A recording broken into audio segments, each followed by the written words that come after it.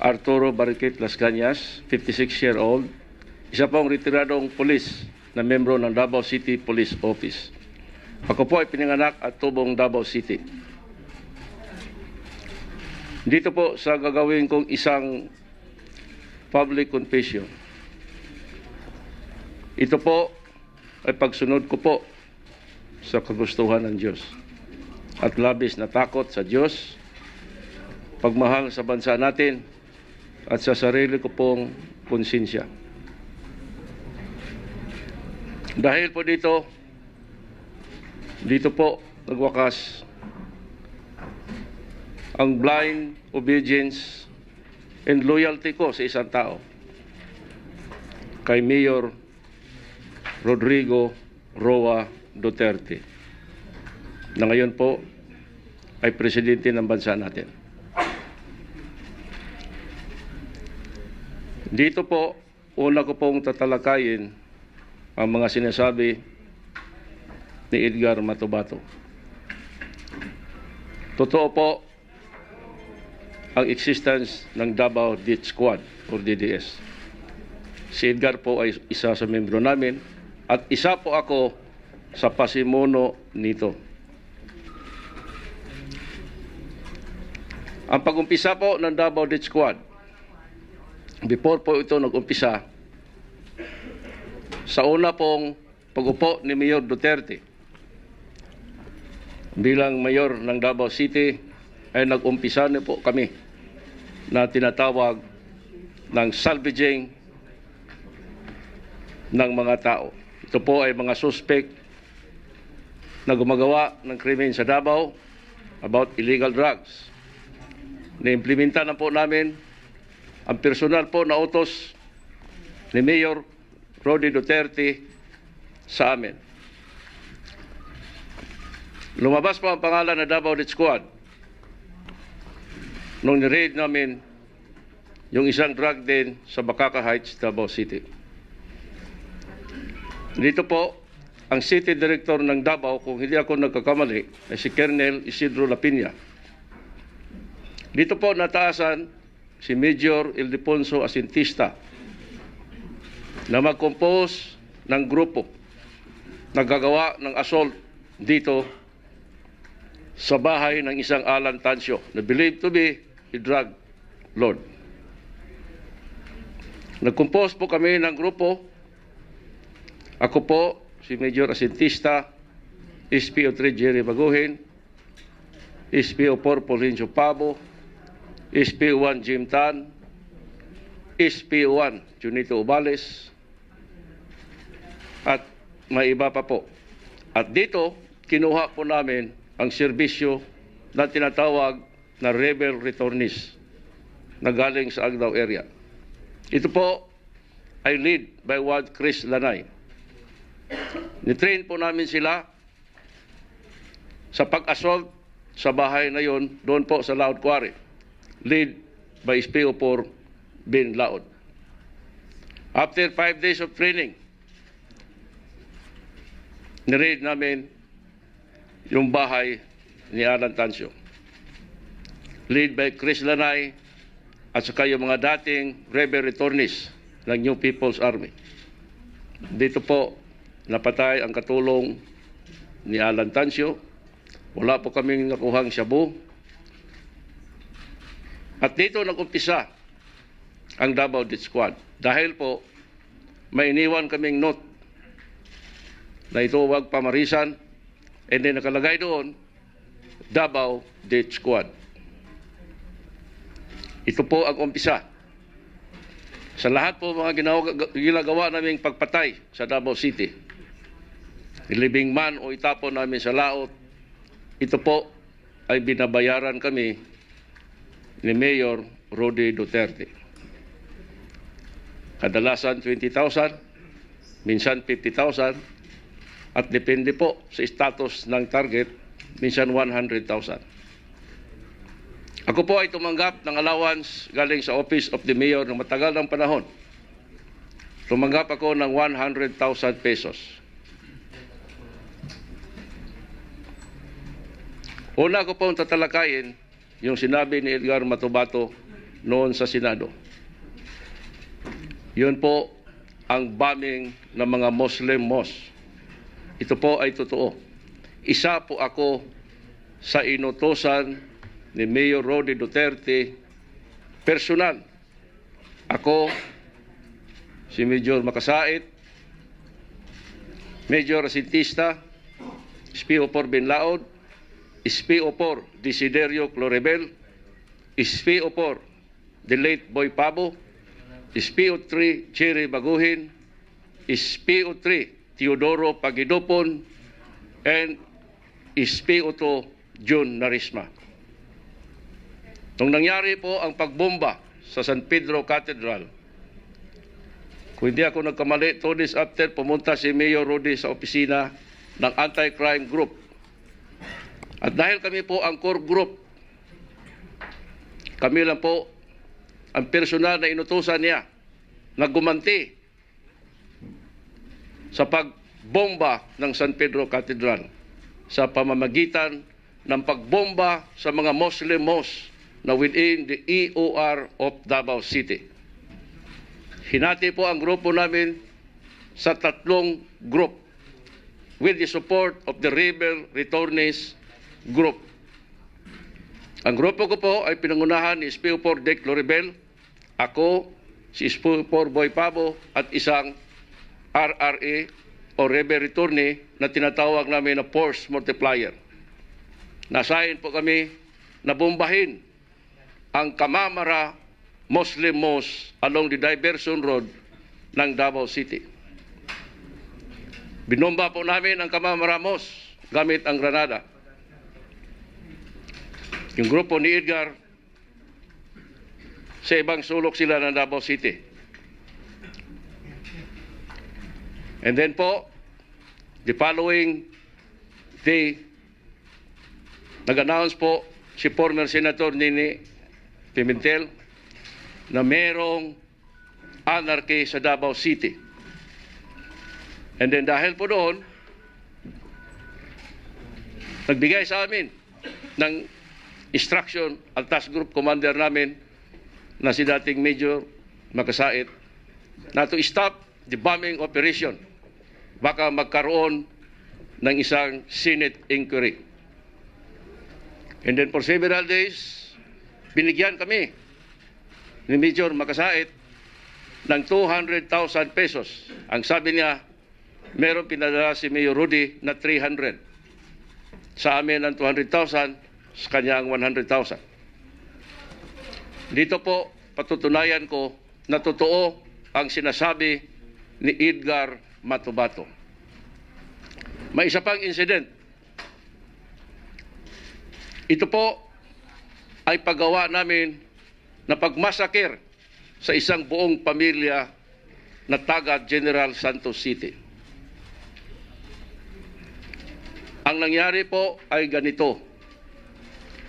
Merong kaso sa Davao City noon, way back 20 plus years ago. Merong kinidnap na isang Mrs. Abaca sa Davao City. Kami po ang naatasan ni Mayor Rody Duterte personal na to conduct an investigation and hot pursuit operation sa mga suspect.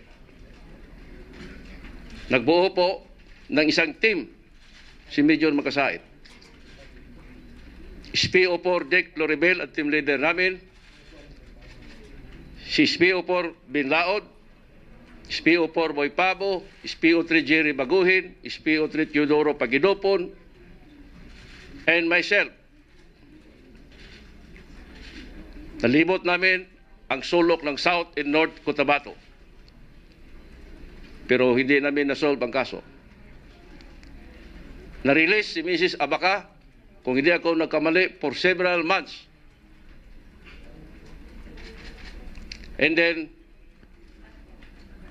for more than a month, for several months, nakatanggap si SPO4 Dec Loribel ng isang A1 information galing sa kanyang kaklase na isa ding pulis. Kaklase niya sa police schooling na taga General Santos City Police Office. Ito po ay si Inspector Patayan.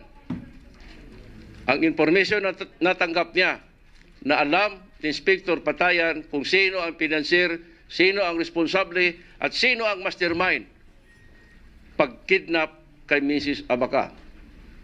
Personal po ang nirelate namin kay Mayor Rody Duterte ang natanggap na information ni SPO4 Dick Loribel.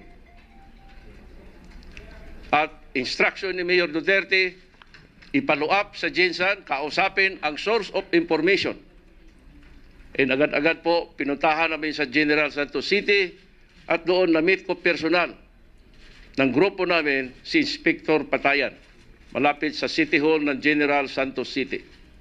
At dito, nirelate lahat ni Inspector Patayan ang sinasabi niyang A1 information.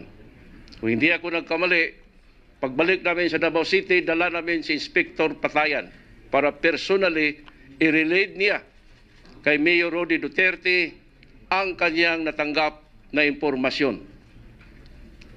At sa Davao City po, personal na nakausap ni Inspector Patayan, kami, si Mayor Duterte at si Major Magasait. And after that, nagawa po ng operational plan si Major Magasait. As per approval ni Mayor Duterte, nag-order siya. Napuntahan namin ang lugar at yung sinasabi ni Inspector Patayan na mastermind o possible financier ng pagkidnap kay Mrs. Abaca, na tawagin ko na lang pong siya po si Mr. Patasaha. Kung hindi ako nagkamali. Dahil po sa information ni Inspector Patayan, nakuha namin si Mr. Patasaha. Hinarang namin ang kanyang sasakyan na isang Ford Pera type van. Hindi ako nagkamali, color blue. At dito, nadiskubrihan namin nakasama ang kanyang buong pamilya. Yung kanyang buntis na asawa na 7-month-old, ang kanyang anak na 4 o 5-year-old, ang kanyang manugang na 70-plus-year-old na lalaki, ang kanyang katulong na babae, at ang kanyang helper na lalaki na on board sa likod ng sasakyan. Kinuha namin si Mr. Patasayan, ako ang nag-drive sa kanyang sasakyan, nilipat namin ang kanyang misis sa likod ng kanyang sasakyan. Nasa front, pinagitnaan namin siya ni SPO4 Bin Laod. As per order po ng team leader namin na si Dick Loribel, dinala namin ang sasakyan going to Davao City. Pero while on mobiling, nag-order si SPO4 Loribel. Nung lumabas na kami sa siyudad ng General Santos City, going to Malongen area ng Sarangani Province, tinabi ko ang sasakyan. Dito po, nilipat namin ang buong pamilya. Ang dala namin sasakyan ay isang Tamaraw FX van type color white at yung pick-up na dala ni SPO4 Loribel na Toyota Hilux. Ang sasakyan po ni Mr. Patasaha ay giparking ko doon sa isang madamong lugar along the highway. In short po, nadala namin si Mr. Patasaha sa Laod Quarry as instruction ni Dick Loribel. At dito sa Laod Quarry, may isang bahay na doon, gilagay namin si Mr. Patasaha, yung kanyang manugang na lalaki, yung helper na lalaki, at saka yung katulong na babae. Si Mrs. Patasaha ay nasa labas doon sa isang open na kubo. At saka yung kanyang anak na 4 o 5-year-old na lalaki. Dito nagkandak ang grupo namin ng initial investigation about sa kidnapping na allegedly itong subject na tao na pinangalanan kong Mr. Patasaha ay isa sa mga financier o mastermind. For more than an hour, inutusan ako ni SPO4 Loribel na drivean ko ang van type namin na sasakyan. Dahil puntahan namin si Mayor Rody Duterte para i-report niya ang initial findings niya sa kanyang investigation about sa subject na tao. At i-explain din niya kung bakit nadala ang buong pamilya. Pumunta po kami sa isang lugar sa Icolan, Davao City, at doon po si Mayor. Doon din si Major Makasait. Ako, si Dick Loribel, si SPO3 Pagidopon ang pupunta. Ako ang nag-drive sa sasakyan namin. At dito po nilatag lahat ni SPO4 Loribel ang kanyang initial findings ng kanyang investigation. At dahil dito, nag-commence si Major Makasait na positive itong subject na involved sa kidnapping, dapat erase na at erase ang lahat. Meaning, patayin na at patayin lahat. Dito po, nagbigay ng go signal si Mayor Rody Duterte. Ang sabi niya, sige, limpyo lang. Bisaya parlance po ito. Ang ibig pong sabihin, sige, malinis lang. In short po, bumalik kami sa quarry. Doon, sumunod si Major Makasait. Nagdala pa siya ng pansit, tinapay at soft drinks dahil ang naiwan ng mga kasama namin sa quarry wala pang pagkain. At dito po, meron silang konversasyon ni SPO4 Loribel at umalis si Major Makasait. Siguro for more than an hour.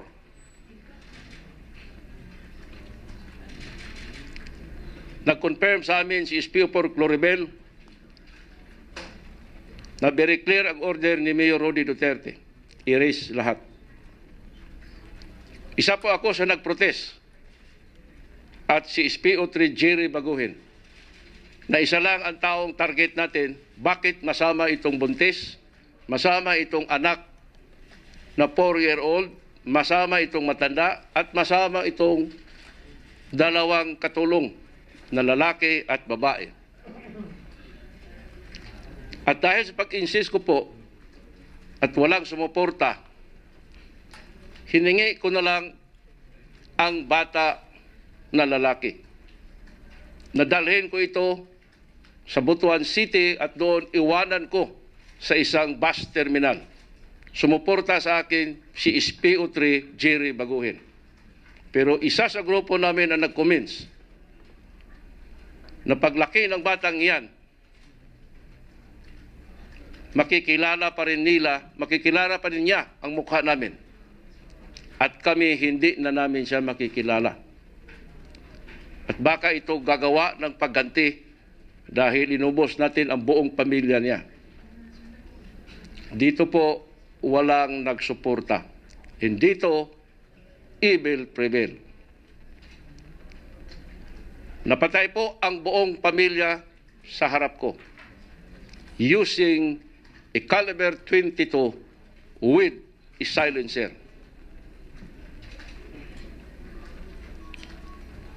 And the rest po is history.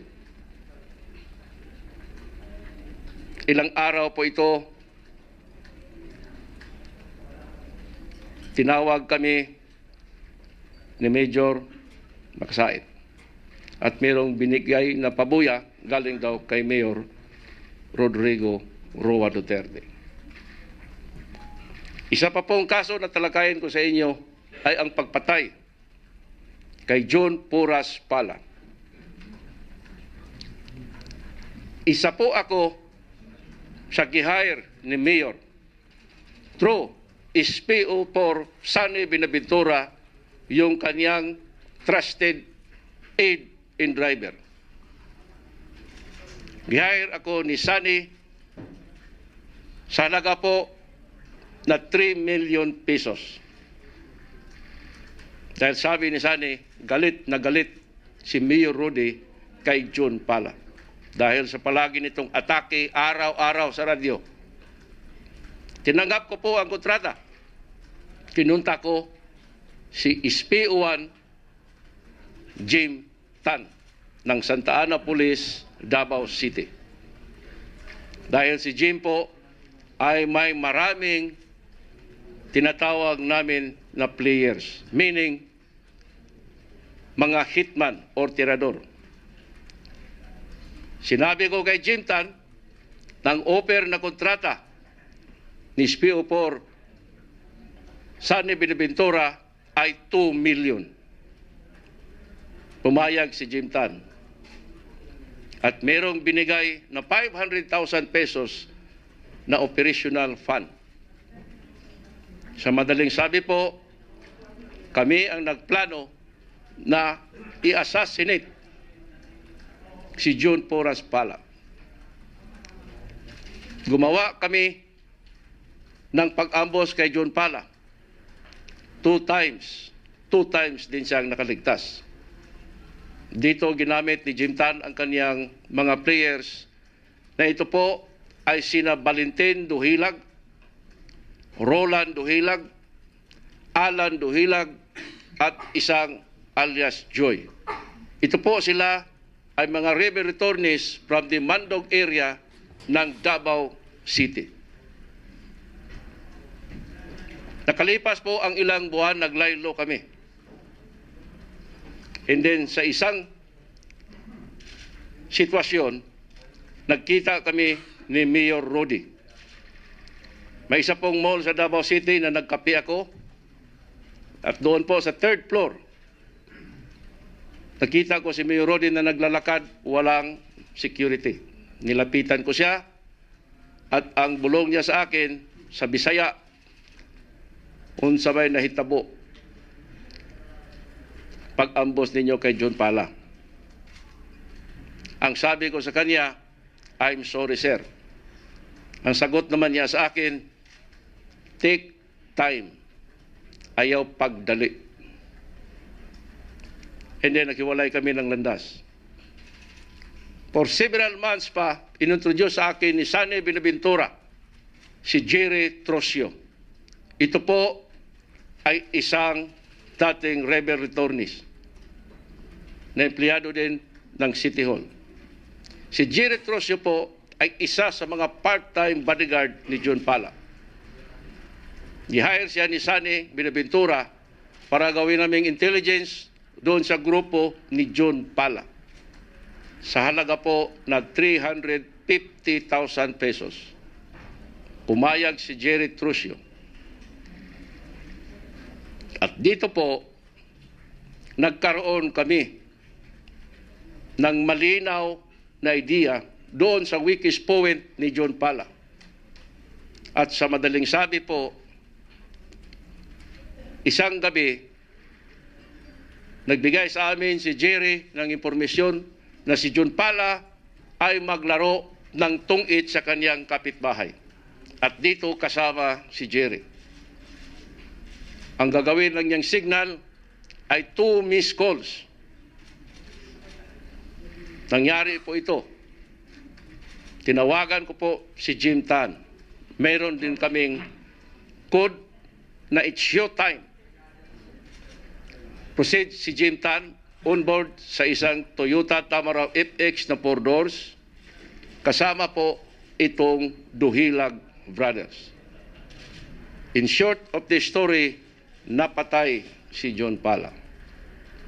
2 days after, binigyan kami ni Mayor Rody Duterte through SPO4 Sunny Buenaventura ng 3 million pesos. Hinati namin ni Sunny Buenaventura ang 1 million and then gipresent ko kay Jim Tan ang 2 million pesos.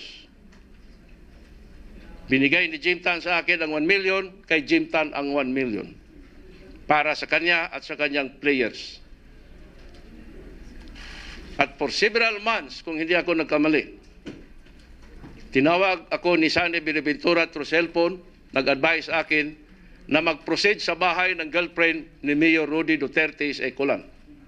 Kasi doon, pagbigay pa si Mayor Rody ng bonus sa amin. Ang sabi ko kay Sunny, pagsama ba kami? Sabi niya, tapos na ako. Kunin mo ang 1 million mo doon. Pumunta ako mag-isa. Pumasok ako sa bahay.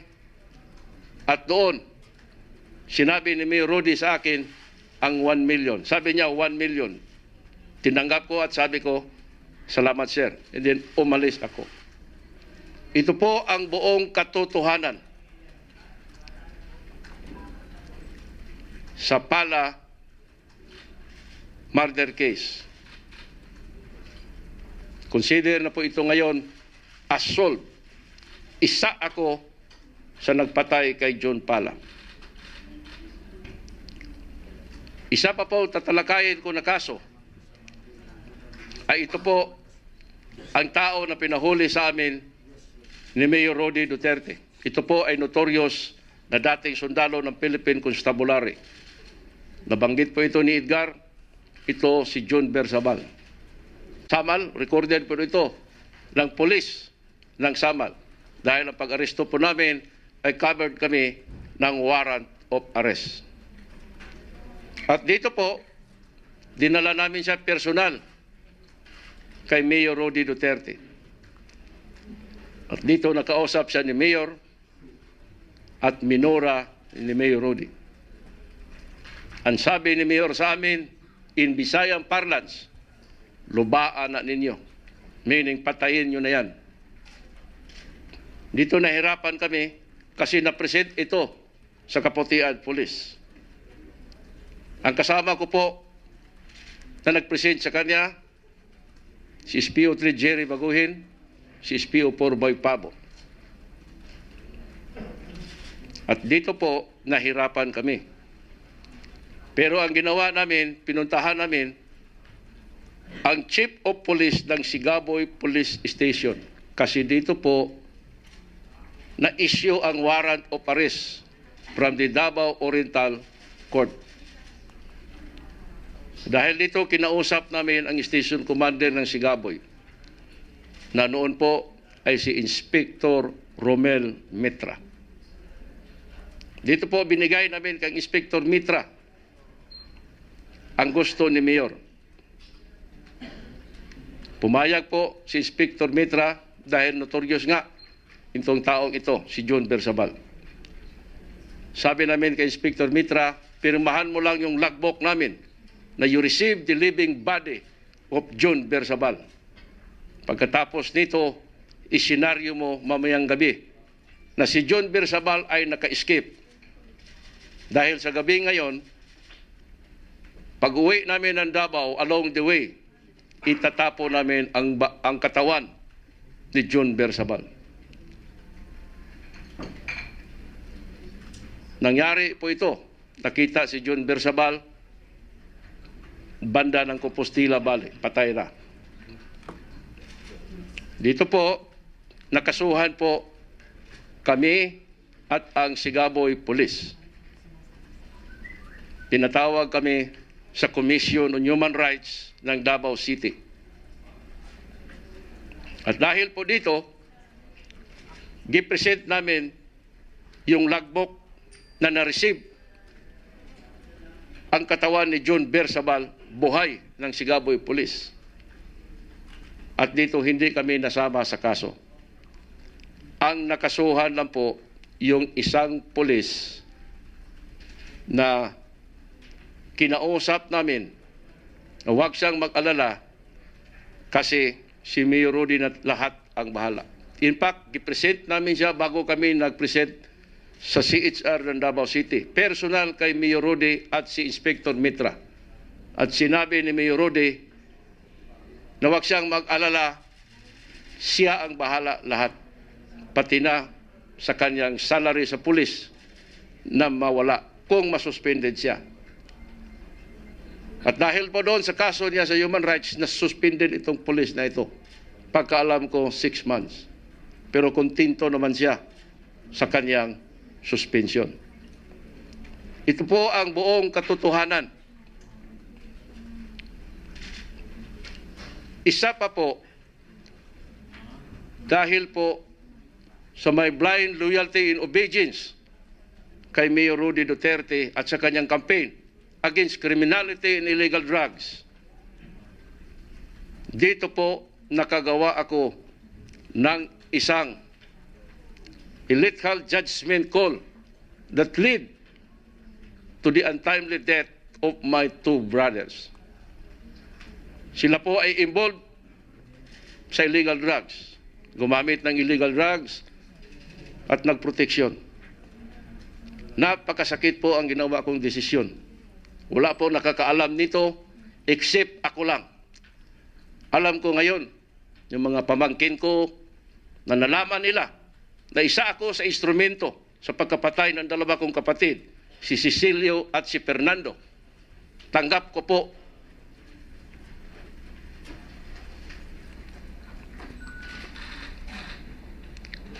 kung anong mangyari sa akin.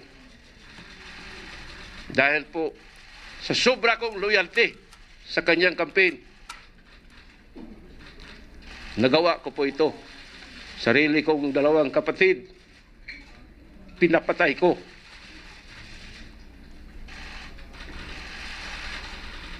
Panawagan ko po sa mga kasamahan ko sa pambansang kapulisan na hindi po solusyon ang pagpatay. Managot po tayo sa batas ng tao at batas ng Diyos. Uhusigin tayo ng konsensya natin hanggang sa katapusan ng angka natin. Kung dalahin natin ito sa libingan natin. Papatay man ako o papatayin ako, kontento na ako na nagawa ko ang promise ko sa Diyos. Magsagawa ng isang public confession. Sana po darating ang panahon na magkaroon tayo ng isang pambansang kapulisan na totoo po na may dangal, maka-Diyos, makabayan at nakatao, na totoo po tungkulin ang kanyang sinumpaang tungkulin na magsilbi sa bayan, to serve and protect, para po sa ikabubuti ng nakararami. Hindi po to serve and collect. God bless po sa bansa natin at sa pambansang kapulisan. Salamat po.